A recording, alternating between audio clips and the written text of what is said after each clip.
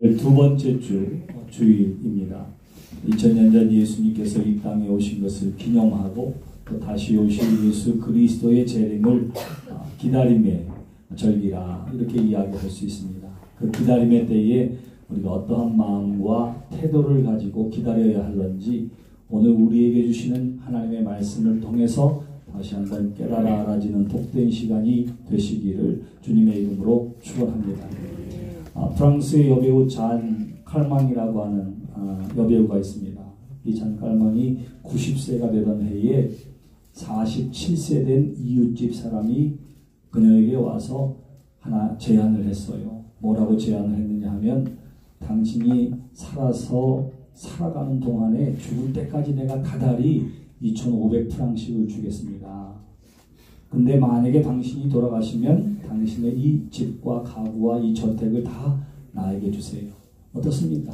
이렇게 제안을 했더니 생각해 봅니다. 어차피 죽으면 내가 이 집에 살 것 아니에요. 그리고 2,500프랑을 환율을 환산하고 또 돈의 가치를 환산하면 오늘날로 따지면 100만 원이 넘는 돈이라 이렇게 말할 수 있습니다. 뭐 한 달에 100만 원씩 준다고 하니까 이웃이고 하니까 그럼 그렇게 하자. 그리고 계약서를 썼어요.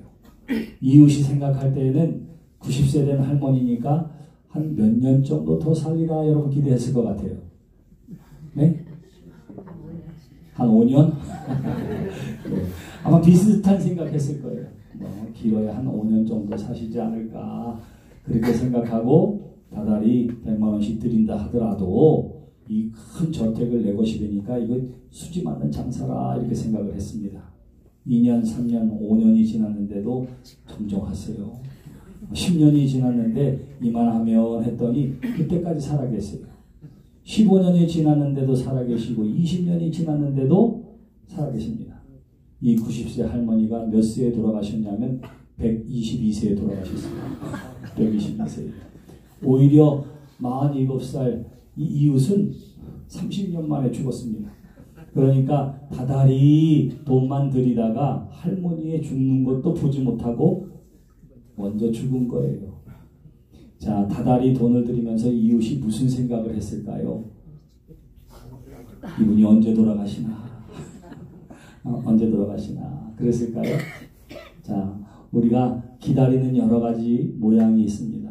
또 기다리는 삶 가운데에 마음의 소망이 있습니다. 태도가 있습니다. 그런데 성경은 우리에게 뭐라고 이야기하느냐 하면 전도서 3장 2절에 범사의 기한이 있고 천하만사가 다 때가 있나니 그렇게 이야기해요. 모든 일에 하나님의 때가 있다. 심지어는 사람의 나고 죽는 것도 다 때가 있다. 이렇게 이야기해요.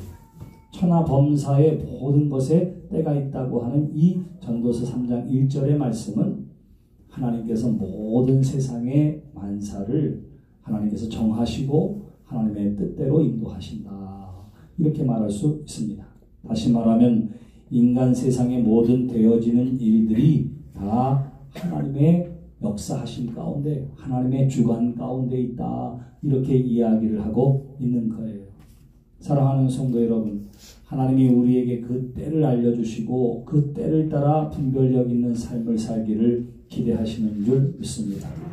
여러분, 성경에 나와 있는 지혜서 가운데에 잠언은 우리에게 무엇에 대해서 이야기하느냐 하면 행복한 삶, 성공하는 삶에 대해서 이야기하면서 이 땅에서 부지런히 일하고 게으르지 않으냐 하며 하나님 앞에 겸손하면 행복한 삶, 성공하는 삶을 살 수 있다. 이렇게 가르쳐요. 근데 그 말씀의 뒤를 이어 전도서에 보면 그러나 우리가 다 부자가 되는 것 아니고 다 성공하는 것 아니다. 왜냐하면 하나님의 행하시는 일 가운데에는 그것을 이루시는 때가 있기 때문이라. 이렇게 이야기를 하고 있는 것입니다. 그러면서 그 때를 잘 분별하라고 우리에게 가르치고 있습니다. 때를 분별하는 것, 그 때에는 하나님의 시간 가운데 두 가지 종류의 때가 있어요. 하나는 일반적인 시간의 때입니다. 하나님은 그 일반적인 시간의 때를 통해서 인생의 원리와 또한 지혜를 가르쳐주고 있습니다. 예를 들면 이런 거예요. 봄, 여름, 가을, 겨울이 있습니다. 우리 커튼을 활짝 열면 가을의 단풍이 어제 같았는데 지금은 앙상해진 가지만 남아있게 됩니다. 좀 더 추워지면 거의 죽은 것 같은 나무가 되어질 거예요. 그래도 사람은 베어내지 않습니다. 왜 그렇습니까? 봄날의 햇살 가운데에 다시 꽃빛 피고 푸르름이 더해짐을 우리가 알기 때문입니다. 인생의 계절도 마찬가지입니다. 여름에 수고하고 땀 흘려 일해야 하는 것처럼 수고하고 땀 흘릴 때가 있는가 하면 가을에 추수의 때 것처럼 수고하고 땀 흘리고 공부한 것에 대한 혜택과 그리고 그 대가를 받아 누릴 때가 있는가 하면 인생의 겨울을 지나게 되기도 한다고 하는 것을 자연의 섭리화되어지는 과정을 통해서 우리는 보고 배우게 되어집니다. 1년이 늘 그와 같이 움직임을 통해서 우리로 하여금 그 때와 시간을 알게 하는 지혜를 전해주기도 하는 것이지요.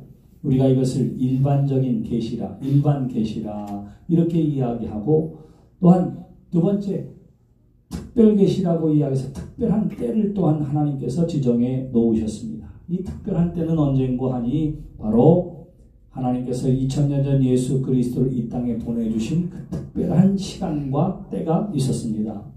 공생의 3년을 마치고 예수님께서 십자가에 달려 죽으실 그 때가 하나님이 정해놓은 때였습니다. 장사한 지 사흘 만에 죽은 자 가운데서 부활하시는 때가 있었습니다. 부활하신 예수님께서 제자들에게 40일 동안 천국의 복음에 대해서 가르치고 선포하셨다가 다시금 제자들이 보는 앞에서 하늘로 승천하시는 그 승천의 때가 있었습니다.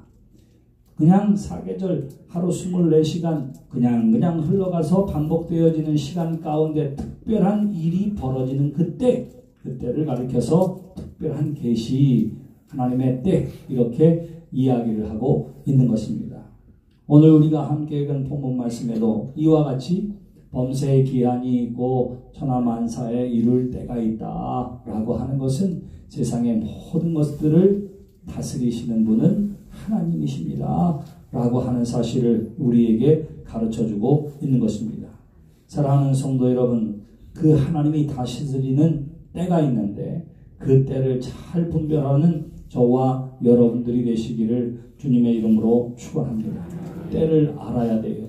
그래서 예수님께서도 예루살렘에 올라가실 때에 요한복음 7장 30절 이하에 있는 말씀에 보시면 예수님을 잡아 가두려고 하는 사람들이 그들이 예수를 잡고자 하나 손을 대는 자가 없으니 이는 그의 때가 아직 이르지 아니하였음이니라.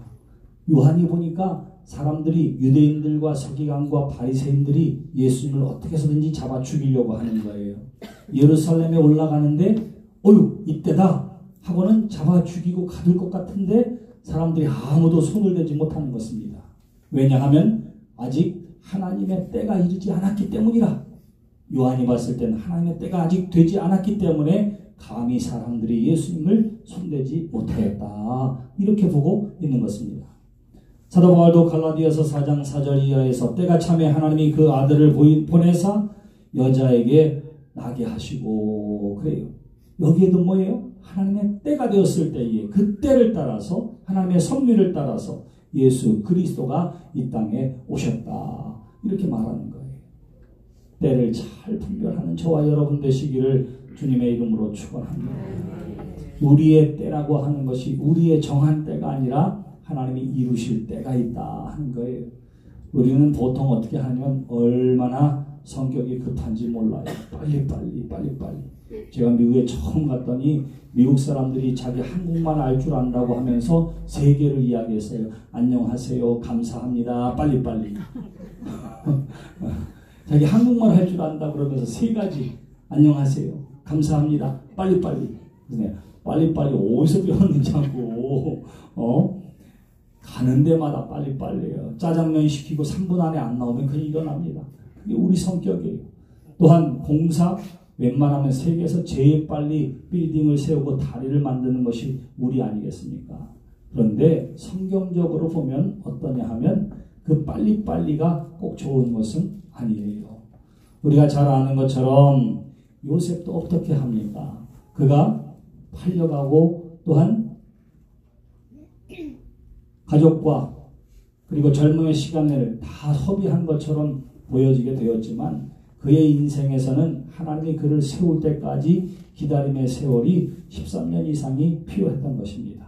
감옥에 갇히기도 하고 노임받기도 할 그때에도 술관원의 꿈을 해몽하고도 곧바로 나오지 못한 이유는 당시에 이집트에서는 만 30이 되어야 고위 관직에 오를 수 있었기 때문에 하나님께서 그로 하여금 술관원의 꿈을 해몽하고서도 수년을 더 감옥에 가다 두었던 것이지요. 하나님의 정한 때가 이를 때까지 그는 기다려야만 했던 것입니다. 모세가 하나님보다 앞서갔던 때가 있습니다. 40년 전에 만 40세의 나이에 바로 애굽의 군인을 쳐 죽일 때가 있었습니다. 그런데 하나님께서는 하나님의 때를 위하여 기다리게 하시고 인생 80의 나이에 저를 불러주십니다. 오로지 하나님만 믿고 의지함 속에서 그 귀한 해방의 임무를 감당하도록 하나님께서 저로 하여금 기다리게 해 주셨던 것이지요. 다윗도 마찬가지입니다. 그가 어린 나이에 기름 부음을 받았지만 30의 나이에 이스라엘의 왕에 오르기까지 사울 왕을 피해서 도망가고 숨고 하는 과정들을 통해서 인격적으로도 성숙하고 나의 피난처는 오로지 하나님이심을 체험하게 되었으며 또한 그 속에서 원수까지도 수용할 수 있는 폭넓은 인격과 마음을 갖추도록 하나님께서 준비해 놓으셨던 것이지요. 오늘 우리는 진학의 계절을 맞이하고 있습니다. 학생 우리의 자녀들이 시험을 보고 또 진학을 하고 취업을 하고 또 준비를 하는 이 모든 일들 가운데에 내가 정해놓은 시간대로 되지 않는 것 때문에 마음 아파하고 힘들어하지 마십시오. 이것을 통해 이루시려고 하는 하나님의 기쁘시고 선하신 뜻이 있음을 믿는 여러분 되시기를 주님의 이름으로 축원합니다. 바로 그때에 우리가 기다리는 것 좋은데 어떤 모습으로 기다려야 하느냐, 어떠한 마음으로 기다려야 하느냐라고 물을 그때에 오늘 11절의 말씀을 보시기를 바랍니다. 하나님이 모든 것을 지으시되 때를 따라 아름답게 하셨고, 그래요. 하나님이 모든 것을 지으시되 때를 따라 아름답게 하셨다고 하는 말이 도대체 무슨 말이겠습니까?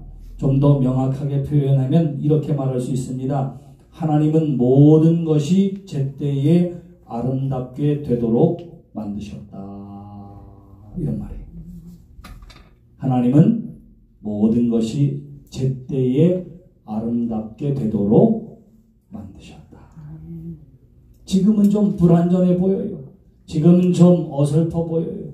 지금은 좀 추해 보여요. 그럼에도 불구하고 하나님은 모든 것이 제때에 하나님이 정한 때를 따라 아름답게 되도록 만드셨다 하는 것입니다. 이 깨달음을 얻고 살아가는 것, 이것이 바로 온전한 믿음의 삶이 되어지는 줄 믿습니다. 사랑하는 성도 여러분, 하나님은 모든 것이 제때에 아름답게 되도록 만드셨기 때문에 우리는 그 소망을 어디에 두어야 하느냐 하면 하나님께 두는 믿음의 삶이 되시기를 주님의 이름으로 축원합니다. 우리의 소망이 어디에 있느냐 하면 바로 하나님께 있는 거예요. 이사야 40장 31절 이하에 있는 말씀에 오시면 오직 여호와를 앙망하는 자는 새 힘을 얻으리니 독수리의 날개치며 올라감 같을 것이요. 그렇게 이야기합니다. 오직 여호와를 앙망하는 자, 여호와를 소망하는 자, 여호와께 힘을, 여호와께 꿈을, 여호와께 마음을 둔 사람은 새 힘을 얻게 될 것이라 하는 것입니다. 다른 환경이나 되어지는 일들이 아니라 하나님께 소망을 둘 때에 하나님이 주시는 새 힘을 얻게 되어지는 줄 믿습니다. 그 하나님께 소망을 둔다고 했을 때에 그 소망이 무엇입니까? 하나님은 모든 것이 제때에 아름답게 되도록 역사하셔. 바로 그거예요. 이 믿음을 가지고 있는 사람들, 이 믿음을 가지고 자녀들을 위해 기도하는 부모들은 자녀들의 사춘기로 말미암아 상처받거나 시험 들지 않습니다. 이 아이가 부모와 대화하지 않으려고 하고 제멋대로 하는 것처럼 보이지만 그러나 다 때가 되면 하나님께서 저로 하여금 아름다운 일들을 해 주실 거야. 여기 우리의 어르신들은 아마 우리 자녀들이 겪었던 그 사춘기의 때를 손주가 겪는 것을 보고서나 생각할지 모르겠어요. 근데 모든 부모들이 자녀들의 사춘기에 대해 얼마나 고민하고 힘든 시간을 보냈는지 모릅니다. 10년, 20년이 가든가요. 바로 그때에 벌어지는 일들이에요. 근데 오늘 우리에게 주시는 하나님의 말씀처럼 하나님이 모든 것을 때를 따라서 다 아름답게 되도록 만들어 주시는 줄 믿습니다. 다른 모든 일들도, 천하 범사의 모든 일들도 하나님께서 이렇게 이루어 주실 줄 믿는 믿음을 갖게 되기를 주님의 이름으로 축원합니다. 그래서 이 기다림의 때에 우리가 해야 할 첫 번째는 하나님께 소망을 갖는 것, 바로 그것입니다. 두 번째로 이어지는 12절로부터 14절의 말씀을 보시면 우리가 무엇을 소유하느냐가 아니라 하나님께서 기뻐하시는 존재가 되므로 기뻐하는 삶을 살아야 되겠구나 하는 마음을 갖게 하는 것을 보게 됩니다. 계속되어지는 말씀이 뭐라고 이야기합니까? 13절 말씀, 사람마다 먹고 마시는 것과 수고함으로 낙을 누리는 그것이 하나님의 선물인 줄도 또한 알았도다. 여기 일상에서의 평범한 일들, 일상의 여러 가지 작은 즐거움을 누리고 그 가운데에서 하나님의 자비로우심을 알며 누리며 살아라. 우리에게 그렇게 이야기하는 거예요. 기다림의 때에 우리에게 주어진 일상의 삶에서 소홀히 할 수 없는 기쁨과 감사의 조건들을 발견하고 함께 기뻐하는 저와 여러분 되시기를 주님의 이름으로 축원합니다. 그것은 우리가 얼마나 많은 돈을 가졌느냐, 얼마나 많은 지위를 누리고 있느냐 하는 것이 아니라 내가 어떠한 존재인가 하는 것을 깨닫는 것으로부터 시작되어지는 것입니다. 여러분, 루이 암스트롱이라고 하는 사람이 있어요. 저 미국의 흑인입니다. 뉴올리언스 출신인데요. 그가 13살의 나이에 그냥 세상에 그냥 그 답답함을 말이죠. 담아서 공중에 총을 쐈다가 잡혀가가지고는 소년원에 갇히기도 했어요. 자, 소년원에 갇혀서 감옥 생활을 했지만 그곳에서 그는 트럼펫을 배우게 됩니다. 그리고 출소 후에 음악하는 밴드를 만들어요. 그래가지고 이 시대의 금세기에 가장 위대한 재즈 음악가로 명성을 떨치게 됩니다. 근데 그가 만든 음악 가운데에 여러분들 잘 아는 What a Wonderful World라고 하는 세상이 얼마나 아름다운가 이런 노래가 있습니다. 나는 푸른 나무와 그리고 빨간 장미를 봅니다. 그 나무와 꽃이 당신과 나를 위해 피고 있습니다. 나는 가만히 생각해 봅니다. 이 얼마나 아름다운 세상입니까? 네? 제가 오늘 노래 좀 부르려고 그랬는데 감기가 들어가지고 나중에 한번 들어보세요. 이 얼마나 아름다운 세상입니까? 뭘 소유했기 때문이 아니에요. 어떤 관점으로 바라보느냐에 따라서 세상은 하나님이 지으신 아름다운 하나님의 높고 위대하심을 우리에게 드러내 보여주는 줄 믿습니다. 우리 교회 얼마나 아름다운지 몰라요. 저 커튼을 활짝 엮고 밖을 보세요. 여러분들이 갖다 심지 아니하고 관리비 한 푼도 내지 않았는데 사계의 변화를 알 수 있는 아름다운 찬양을 펼쳐놓으신 것, 이 얼마나 아름다운 세상입니까? 하나님이 우리에게 주신 것을 받아 누리고 일상의 기쁨과 감사로 살아가는 것, 이것이 기다림의 때에 하나님께서 우리에게 하라고 하신 것입니다. 뿐만 아니라 저와 여러분들은 소유한 것이 아니라 어떤 존재로 사느냐 하는 것이 얼마나 중요한지 몰라요. 제가 어제 독일의 앙겔 메르켈이라고 하는 총리가 폴란드를 방문해서 어떤 일을 했는지가 기사화됐습니다. 내가 그것을 보고 또 감동을 받았어요. 자, 폴란드에는 아우슈비츠 포로 수용소가 있었습니다. 2차 세계대전 당시에 독일의 나치가 600만 명의 유태인을 학살했습니다. 근데 그 중에 300만 명이 폴란드에 살던 유대인이었어요. 자, 그 아우슈비츠는 그래서 수백만의 유태인들이 독일 나치에 의해서 가스실에서 죽고 그리고 화장당했던 그곳입니다.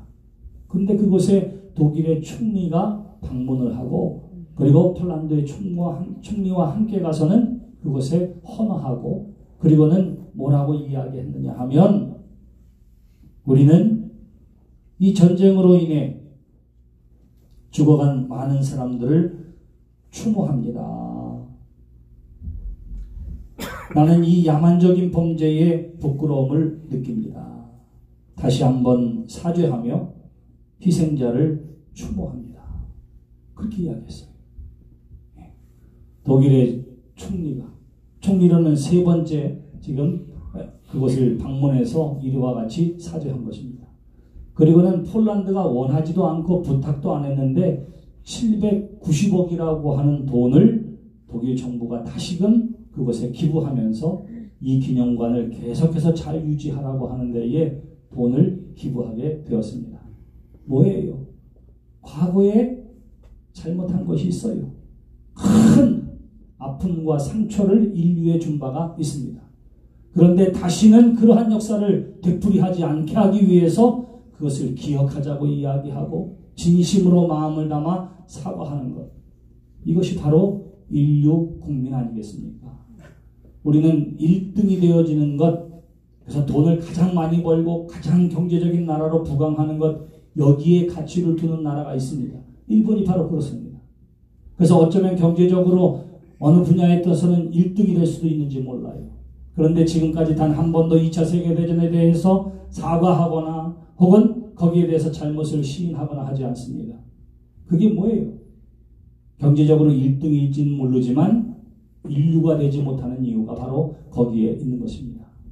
오늘 성경은 우리에게 뭐라고 얘기하면 1등이 행복한 삶이라고 이야기하지 않아요. 인류가 되어지는 것이 행복한 삶이라고 이야기하고 있는 것입니다. 저와 여러분들이 무엇을 가졌느냐로 행복해지는 것이 아니라 어떠한 존재로 살아가느냐가 중요하다고 우리에게 가르쳐주고 있는 것이지요. 저와 여러분들은 하나님의 자녀인 줄 믿습니다. 하나님이 자신의 독생자를 이 땅에 보내주기까지 하나님의 사랑을 받은 사람이 바로 저와 여러분들인 줄 믿습니다. 그래서 나는 하나님의 사랑받는 존재야. 하나님이 나에게 이 많은 것들을 허락해 주셨어. 이것을 누리고 일상에서 기뻐하며 감사하며 이 기다림의 때를 살라고 하나님께서 우리에게 말씀해 주고 있는 것이지요. 그러므로 사랑하는 성도 여러분, 일상의 여러 가지 작은 즐거움을 누리고 그 가운데에서 하나님의 손길을 느끼며 하나님 앞에 감사하며 행복하게 살아라 하는 것이 우리에게 두 번째로 주는 하나님의 말씀입니다.